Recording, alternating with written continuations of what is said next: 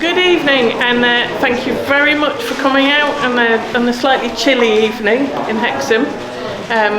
But it's great to see so many people here. It's wonderful for it to be so buzzy. We've got lots of other things happening in the building, so there will be other people round and about because we've got a show on tonight as well. It's great to see this exhibition on the wall. It's quite a while, I think it's over a year since we've had paintings in our gallery, so it's really fantastic to have these. But especially Narbi's paintings, they're really evocative and interesting. And I hope that you will not only enjoy them this evening, but also pop back when it's a little bit quieter and just sit and enjoy them. One of my favourite things about this space is that when after hours and when the room is still lit up, that people peep and look through the window, and that brings me great joy. But enjoy tonight. Grab a drink if you haven't already got one, or refill the glass if you've already had one. If you get an opportunity to chat to Narbi, he's right here. And thank you very much for coming. My name is Narbi Price. I'm the artist who's got an exhibition opening here at Queen's Hall tonight.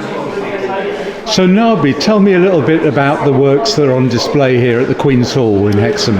So this is a body of work called Shadow and the Things You Know, which is a Neil Young lyric, and all of the sites in these works are chosen for very particular reasons. There's a history behind every single painting and every single site. So what looks like might be quite anonymous scenes or quite banal scenes have these layers of history within them that have informed the choice.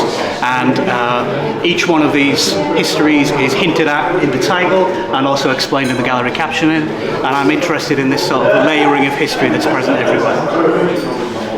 So give me an example then, perhaps of this painting that's behind you. Okay, yeah, this is the Stonewall Inn in New York, in the Village in New York. It's a pub essentially, but it's where the Stonewall uprisings started in the 60s, where the basis of the modern LGBTQ plus movement started. And this one's a little bit of a two-for-one as well, because behind that door that's marked Pride is where Lou Reed of the Velvet Underground used to live in the 70s. So that's a perfect illustration of this kind of layers of history that I'm talking about. How we kind of, as human beings, I think, focus on particular things, but there are all these other stories that happen in any sort of space. And I really want the viewer to kind of focus on those unknowable things as well. And how would you describe your style of painting? In some ways, I think I paint like an abstract painter. I feel like a frustrated abstract painter tied in the body of a representational painter. So they're what looks like from a distance are very almost photographic paintings really aren't. There's a lot of stuff when you get up close to them. A lot of what I call visual meat and potatoes to chew on. There's thick paint and thin paint, a lot of indirect painting techniques, a lot of drips, and the construction of the work is very visible when you get up close. And what would you say about the current state of contemporary art in the UK at the moment? It's a big question. I think at any point the state of contemporary art is always, I think if we've recognised the state of contemporary art, we're probably behind the curve because it moves on all the time. And you know, my immediate sort of network will be different than another network, another bubble, another art world. So I think, you know, it's an interesting time, but it always is. How lucky are we to have someone of your standing in the art world exhibiting in the Queen's Hall in Hexham? Well, I'm not sure I'm best placed to answer that, but I'm very happy to be shown at the Queen's Hall in Hexham. I think it's a great space, a great spot, and I hope we get plenty through the door. And are some of these works for sale? They're all for sale.